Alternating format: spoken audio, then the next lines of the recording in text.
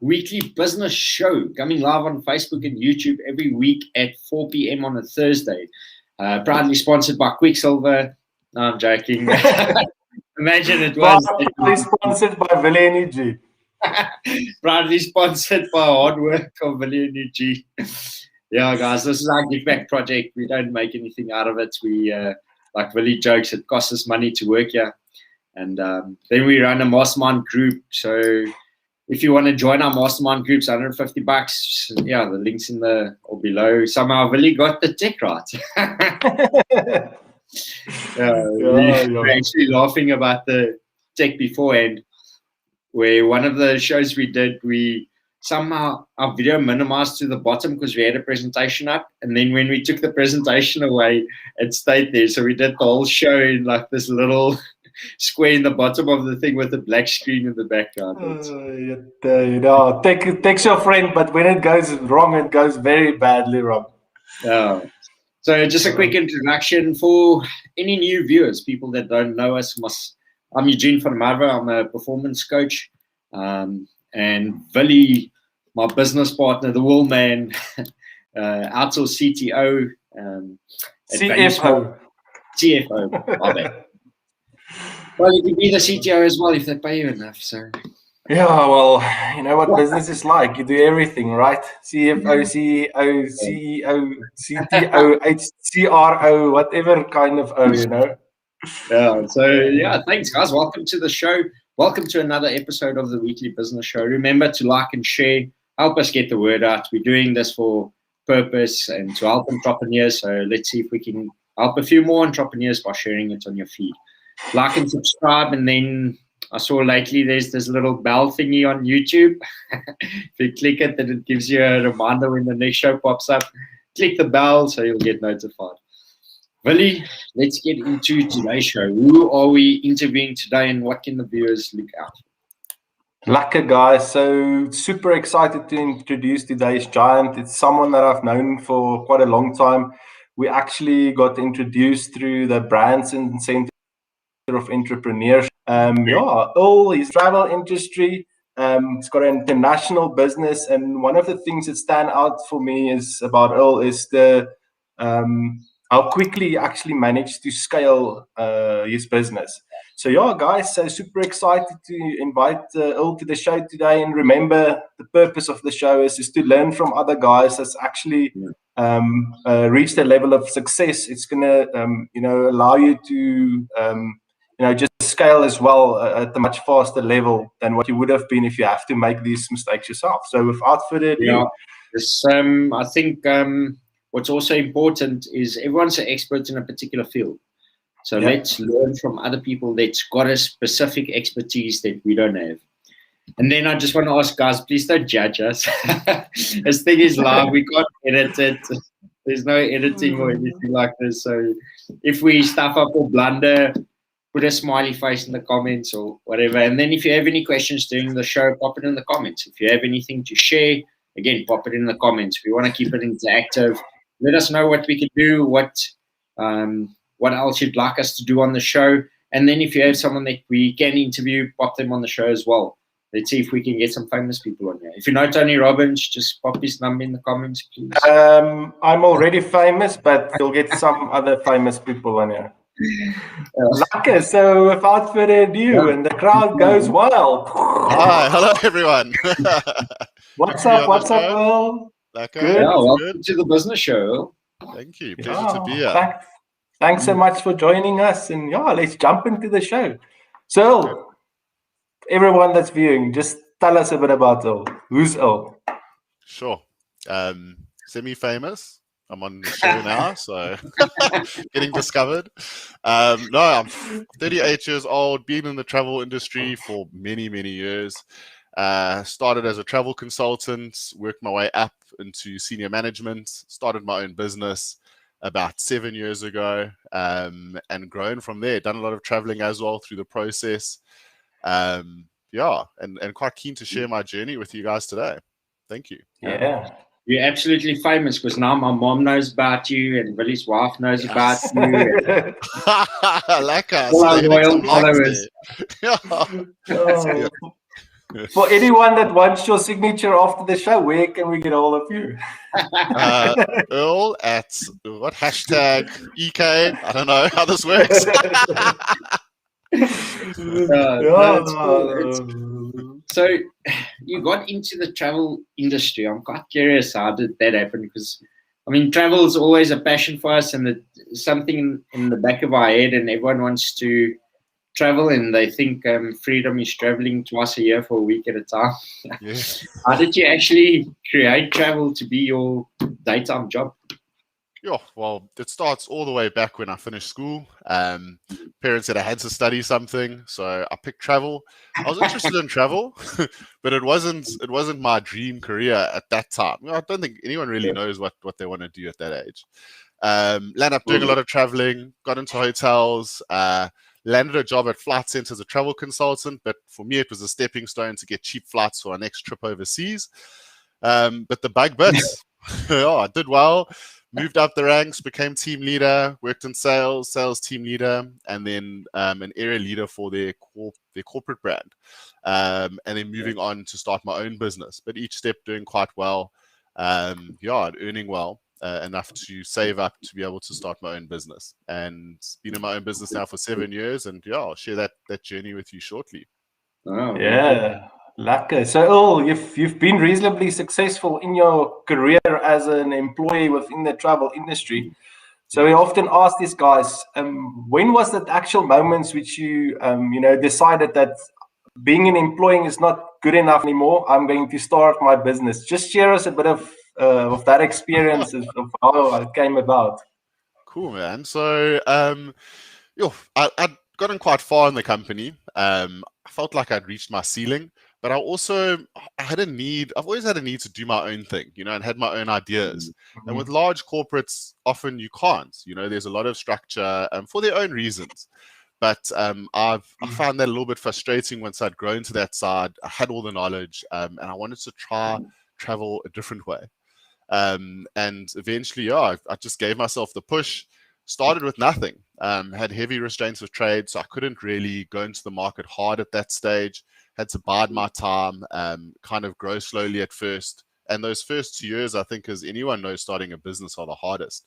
So, and it was tough. Yes, I got to a stage where I'd rented out every room in my house because I wasn't making enough money. I lent money from my parents. It was tough, but I made it through. And now today, I'm earning more than I ever did when I was employed. I've built a really great company. It's worth a fair amount. It's become global. There's different business units. It's just, it's doing very well. And when I look back at that tough stage where I thought very differently at the time, I thought, shit, this is it. I've made the wrong move. You have all those doubts. And to where I am today, looking back at that, I think, if only I could smack myself across the face and say, hey, bud, you're going to be okay. Now things are good. Even with COVID, we hit a bump, but we restructured and we're doing well again. Good place. Yeah, you brought up a few things. I think there's two really difficult parts in business. The first one is the beginning when you just start, because you've got all this fear and doubt and all that sort of stuff. I think I lost like 10 kilos during the first year of business. So it was a skinny face. Yeah. Talk about sleep, eh? You don't sleep, you don't eat, you don't nothing.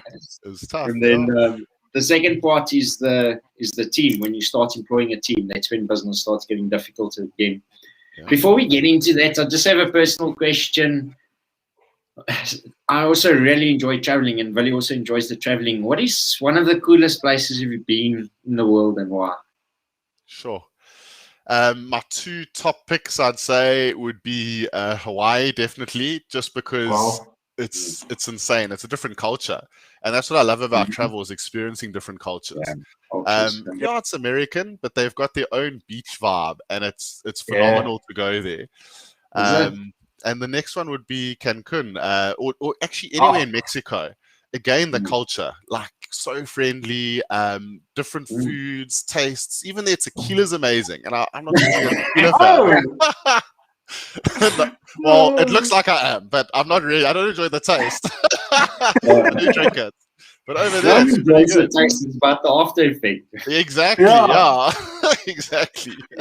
I've also traveled quite all over the world, and I would say one of my top 3 places was also Mexico. You know, I had the privilege of traveling there when I was 19 years old. I can't believe I spent like almost 3 months there and on literally like 500 pounds, you know. Yeah. Yeah, we were roughing it. But I mean, I've also got that saying, you know, you can go wherever you want to go, but if you've not struggled a bit in the country, you don't actually get to know the people that's there, you know. Yeah. So yeah, no, interesting place. I mean, I'd love to go and travel back to Mexico, but yeah. So Earl, Yes. difficult business decision. Travel industry is probably the worst business to have. Well, was one of the businesses that was hit the hardest by this COVID thing. Yeah. What did you have to do? How did you have to innovate to get through this difficult period? Sure. It has. It's been a tough journey. It's been close to starting the business, that tough. But funny enough, not as tough. But yeah, at first, I think it was a shell shock, like most. The biggest learning that I've learned from this is don't be a victim. Yes, COVID's here. Yes, business is tough, but we still choose how we respond to that.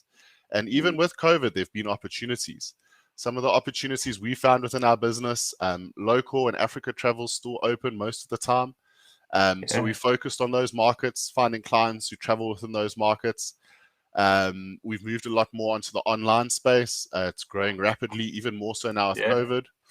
And we started a little independent brand. So really what that is, it's if someone's unemployed and they've worked in travel before, battling to find a job, they can go into our independent model. They run their own business, but we provide all the structure for them to do that. And obviously at the moment, there's a lot of people in the market who were in travel, battling to find jobs. This allows them to, if they do have a following, to leverage off that and start building up their own businesses. So paying back, but also an extra income for our business. So it's a bit of a win-win. And those have been some of the areas we've identified for potential during COVID. Yeah, to grow. How are you making money out of the travel? Because most places are on lockdown, so they're not allowing any flights in. I think New Zealand did something where it's like a 2-year ban or something that they have now on travel or international flights. So New Zealand. So what are you selling? You're right. New Zealand, Europe, Asia, America, they closed. Unless you're willing to South America, North America. Well, no, South America is open, but you don't want to go there. Not now. But Africa's open and local travel's open. We also our business focuses on corporate. So, you know, businesses have to continue. And some businesses are thriving in COVID. In fact, they're doing better because of COVID. So again, aligning us, getting customers like that who are doing well in COVID. And a lot of them have to travel. And even though a lot of places are closed off, like Singapore is one of them, we've got a client who gets special privilege rights to travel there. So there are ways around it in some places, in some of the countries, whether it's diplomatic or whether it's healthcare or whatever the case is. But there are some travelers. So we focused on those markets. Again, we haven't focused on what we can't do because that's not going to help us. We've looked at what we can do and where there is opportunity. So rather than focusing on countries we can't travel to, we focus on countries we can. And that's helped our business pick up. Look, we made horrible losses last year and we went through a really tough patch. But from January this year, we started making money again. And now we're having some of our best months since the lockdown. And we're growing each month again. So, it's scarcity versus abundance thing. Yeah, exactly. It's a big thing that we've seen is the guys that change because opportunity will always be there. The money doesn't disappear. It's just changing to a different space. And if you look at how many people sat back and just blamed something outside of themselves and how many people actually made progress. So our business show launched in COVID. So myself and Willie were sitting at home with nothing to do. While you guys are talking about the Mexico, it makes me think. So, guys, I don't know who of the viewers have watched that Expedition Happiness on Netflix. Yes, how cool is that? They buy like an old school bus and they keep the thing out and they build a kitchen and everything into it and they travel from Alaska. Is it really Alaska? And they travel all the way Alaska down and then all the way down to Mexico. to like a year period or something like this couple. And yes, absolutely cool. And we didn't even mention you sitting in the UK, but this is our cool techies. You're sitting in the UK having a cool conversation. No, exactly. In the UK, it's where we launched our sales office just as COVID hit, or just before. Exactly, but that's business, man. Some things you can't predict. Yeah. Oh, cool. So, Earl, so I've known you for quite a while, and you're one of the entrepreneurs that I've worked with who I've seen that scale their businesses quite fast. What would you say is some of the things that you did to give you that opportunity to scale so fast over the last couple of years? So look, over COVID, it was having honest conversations with our people, telling them where the business is. We're very open with our income, expenses, profits, even before COVID. So with our business, we'd have those regular conversations. We reduced salaries, which was our first step. And then when we saw that this was around to stay, we did have to retrench a couple people, unfortunately. But again, not waiting until the business has nothing. And we had a discussion as a team again about it, knowing, that some of the people we're discussing this with would have to go. And one of them was, look, do we reduce salaries more or do we let people go? And we were at a stage where we couldn't reduce salaries more. We'd gone as far as we can. So people were like, we can't live on less. So that then pushed us to the next step. And we restructured probably towards the end of last year. And then the beginning of this year, things started to pick up nicely. We've got a really powerful team and we've started to grow again, which is quite lucky. Yeah. So just a quick one, which I've picked up now, Earl, you've, I think, mentioned it twice when we asked you, what did you have to do to continue getting revenue? And you also mentioned it now. It sounds like you make quite quick decisions in terms of business. How important is it for guys to make these quick decisions when the proverbial shit hits the fan?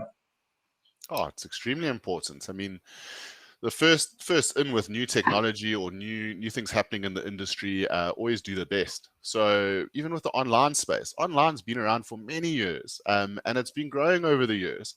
But a lot of people I speak to today are like, oh, online's taking all my business. It's been taking your business for years. It's a growing industry. Get involved. Don't fight it. Be a part of it. And I think that's a tough one. Even this all go green and solar energy, it's going to be the next boom. So if you have an opportunity, get involved with it. If it touches your industry, look at what's up and coming. These things happen slowly. They don't happen overnight. So no one can tell you that they've been shocked or surprised. And rather than seeing it as a threat, take it as an ally. Even COVID, we've taken on COVID. We've got COVID special travel advice and packages. So COVID's a horrible thing, but we've looked at ways we can use COVID to improve our business and our offering. So always look at challenges as opportunities as well, and move quickly. Don't waste time. Even with the retrenchments and all of that, we spoke immediately as soon as the lockdown was announced. We had a chat with the team, and then we had regular chats, and we tracked it quite regularly at first. I think we were having weekly chats at one stage, to see how things were going and monitor it with the team, and kind of take it as it comes. Yes, it's very cool. It's some of the stuff that you mentioned. So this is a part from a business coaching perspective that I'm quite interested in, and I've been struggling with this concept for a while now. You see this trait of the successful entrepreneur. So I coach some of the guys. I coach is 50, 100 million rand businesses, and some of the other guys are 5 million rand businesses. And you can see the difference, even from myself compared to some of the more successful guys. The difference in how they think, the way they take action, all that sort of stuff. Like you're mentioning, how quickly you take action. And the thing that blocks us from taking action is the fear. So we live in the future and all that sort of stuff. But it's almost as if some people just have the trait. Do you think people just have that trait to be able to make quick decisions and to move past even when there's fear? Or is that something that someone can learn? I definitely think it's something someone can learn. Look, I myself, I mean, I'm speaking wise words maybe now, but I've been through those bad places. I've been a victim myself, and I've learned, I've trained, I've coached myself, and I've been to coaching. But yeah, I've learned as I've gone. And the biggest thing is when you're in that victim mindset, you'll only see problems. You'll miss all the opportunities. So COVID, you'll see the news, you'll focus on all that terrible stuff. And oh, there's another spike coming. We're doomed. Oh, there's another spike coming. What kind of opportunities come with that? You know, where are there possibilities? Stop focusing on the news. Stop focusing on the sparks. Be aware of it, but don't focus on it. Focus on where your business can succeed and what you can do. And you won't always come with the solution immediately, but keep looking for it. If you're not looking for it, you'll never find it. There's that famous picture of that clear road, and there's one tree next to the road, and you've got this Ferrari that's hit that tree. Yeah. And then you kind of ask yourself, but how the hell did I end up there? And the answer is because you fixated on that, and that's why. So you go where you kind of go where you focus on, eh? And and I mean, Eugene, we've worked with so many entrepreneurs throughout this difficult period. Myself as well. Now, I've had clients who's not made it through this thing because they kept on focusing on the bad stuff, and they just could not pivot as quickly as what you guys did to get these things going. So, it's a very, very important lesson, I think. I just want to ask a follow-up to that as well, quick. So again, talking out of my own perspective, I've had times that our businesses are doing much better than what they did before COVID. There was hard times that we had to go through, and there's states that I found myself in where I was being in this victim mode. And I could clearly see when I'm in that victim mode, how I focus on negative things and I focus on problems and all that sort of stuff. When I'm in this positive mode, I focus on the abundance and opportunities. Yeah. You said that it's something that you can learn, and one of the areas is to focus on. What do you use for yourself when you go down in this victim mode or this negative mode or the scarcity mode, whatever you want to call it, to get you out of that state and just back into flow? Well, the first step you mentioned now is being aware of it, because a lot of people aren't aware. So step one, be self-aware. Then you can start doing something about it, acknowledge it. And everyone's different. For myself, I'd exercise quite a bit to get my energy flowing. I'd turn off negativity, which normally means Facebook. We all think Facebook's very social, but it can be very negative. So Facebook's off, news off, turn off all the negative streams in my environment, because you're already in a bad place. You don't want to fixate on them. Stop watching the curve. Turn off as much negativity in your environment as you can. Start to exercise or move your body. And then find some space, and whether it's meditating, whatever, take a step back from your business and start to look at it again with fresh eyes. And that's often when you can start to identify more opportunities and a better direction. And reach out to people, your support structure, your team, your friends, your family. They're there to help you, and other colleagues within the business industry. They can give you advice and guidance. Ask for it if you need it. But those are some of I think the key tips that I can give for getting out of that space. Definitely. And it's a process, so very it takes time. Cool. Earl, you quite often speak about your team. How important was the right team for this business over the last couple of years? Sure. Well, the right team at any stage, from day one up until now, the right team. It's hugely important. Your business is your people, and that's what a lot of people don't see. We even go as far as sharing our income hugely with our people. So they end up being some of the highest paid people in the industry, but it's because I see them as shareholders, as business partners. And the travel group isn't my business, it's our business.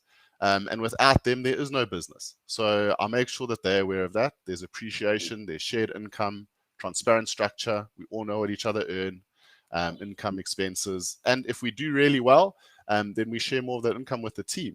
But not only that, obviously you've got to have the right people to perform.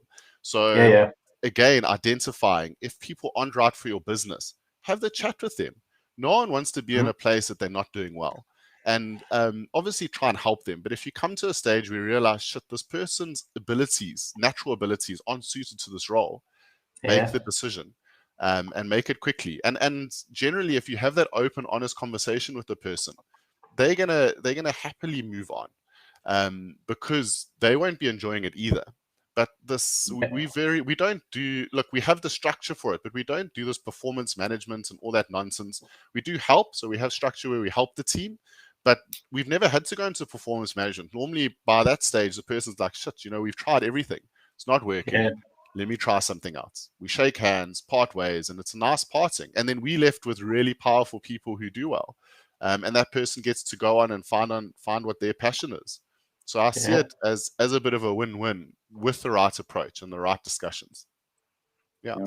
Yes, that's so crucial, because the team, I think, is the most important part of the business. So there's two things: it's the state or the mindset or whatever you want to use for that word of the entrepreneur, and then the second part is the team. 100%. Because you can't do it by yourself. There's I can't remember what the book is called, but they say you have to do it by yourself and you can't do it by yourself. So you have to do it by yourself because there's no one else, but you can't do it by yourself. You have to find yourself with the right team. So the question I have for you is, teams perform at a much higher state when they're motivated versus teams that's demotivated.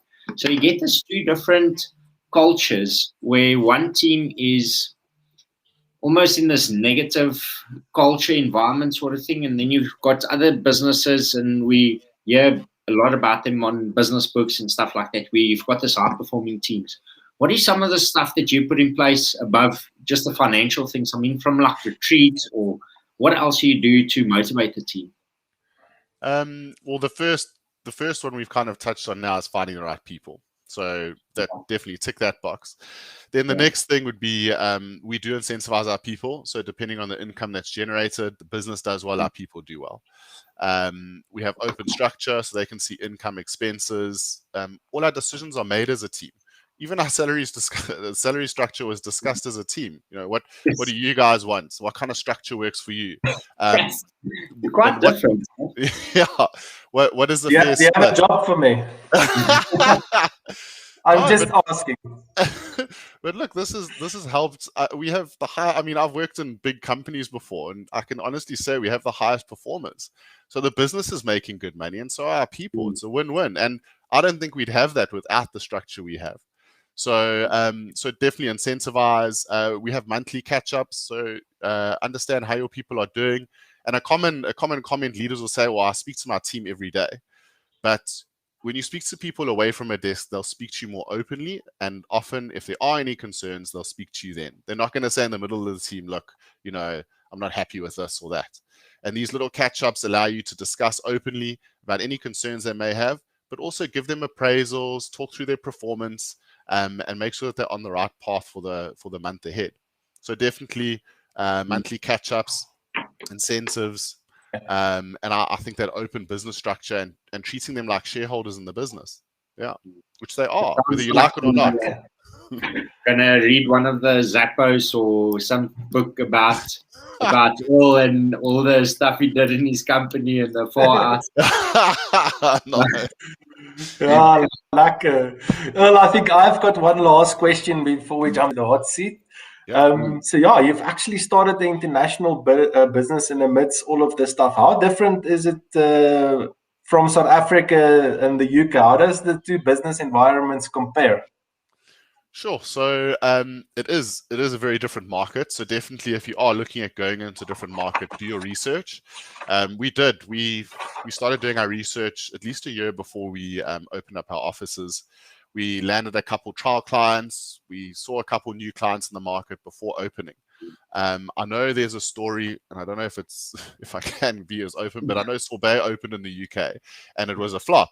They actually mentioned at the Branson Center, and it was because they didn't do the market research. Don't think that replicating your South African model will work in a foreign market.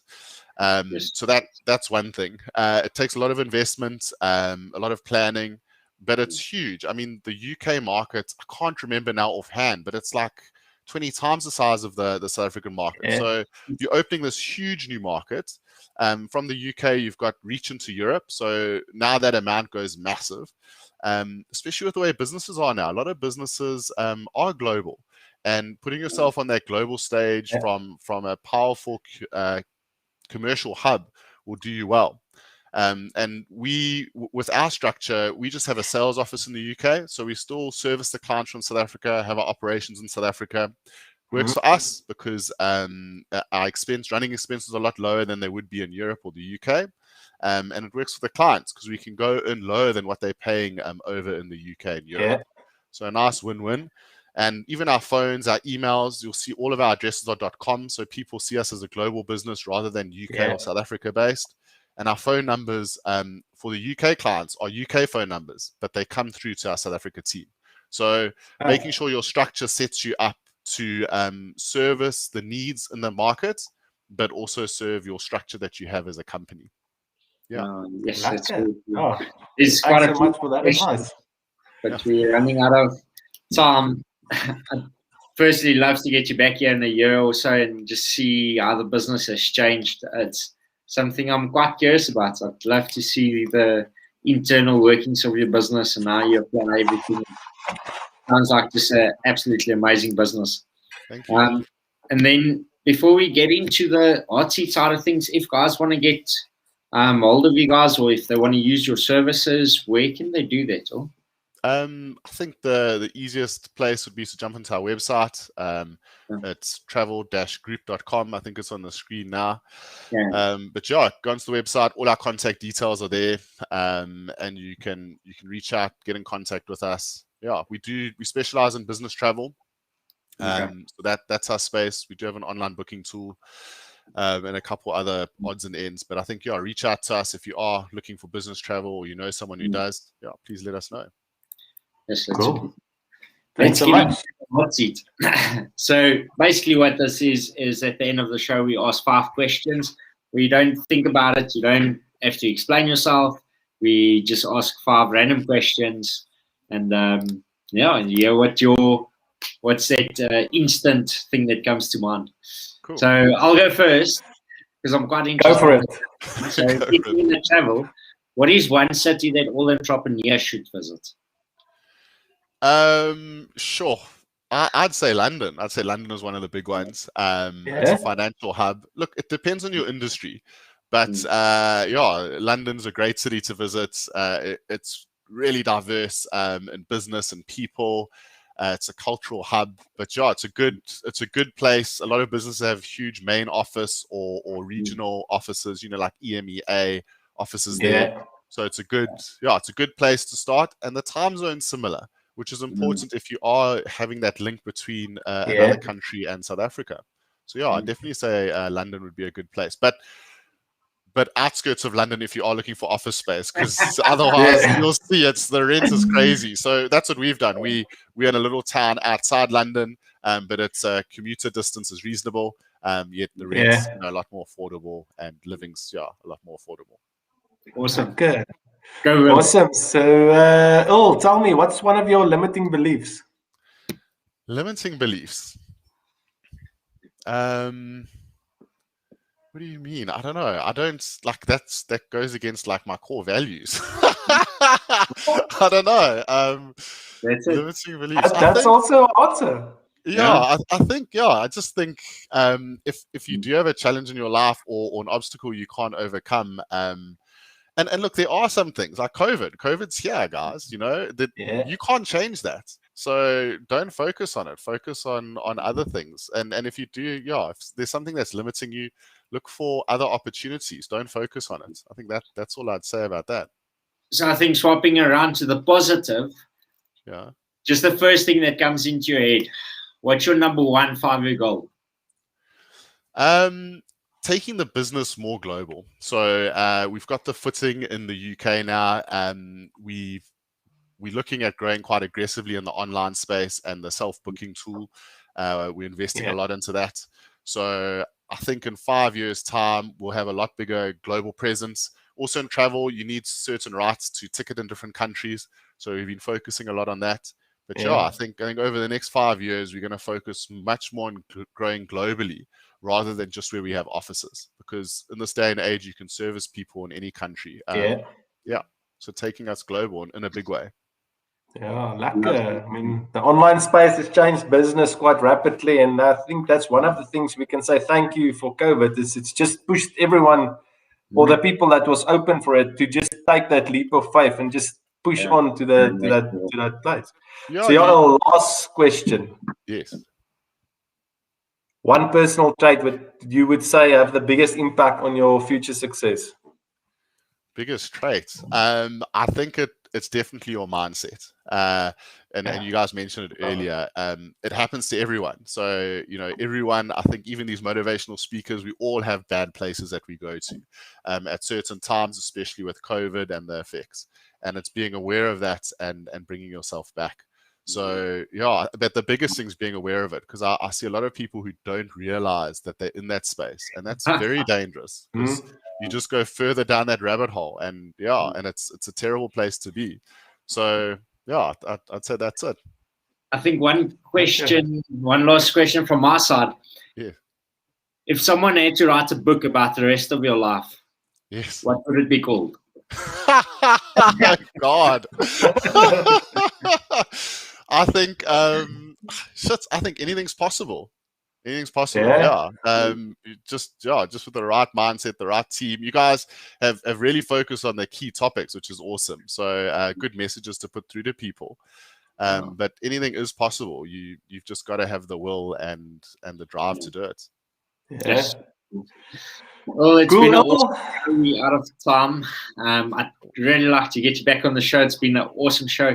Your mindset, the way you think, the way you take action, and you actually apply the things. And you've given some really cool tips for guys starting out in their businesses, which is just our purpose is trying to give back to the community, to just see if we can help the community out and help small businesses scale to the next level, or even just start. The most important thing is to start. So just thanks to you for sharing your time and sharing your wisdom with us, and sharing your wisdom with our viewers. And then to all the viewers, thanks for joining our show. The reason we do this is for you. So thanks for pitching up, and thanks for supporting us, and thanks for watching our show. And remember to like, subscribe, and share, and that little bell button thingy, go click that thing. Okay. Yeah, just Earl from my side as well. Thanks so much for taking our time to come and teach these viewers. And we'll have you on the show in a year's time and see how the business has grown. It's my pleasure. Thank you, everyone. Bye-bye. Cool, guys. Cheers. See you next week. Guys.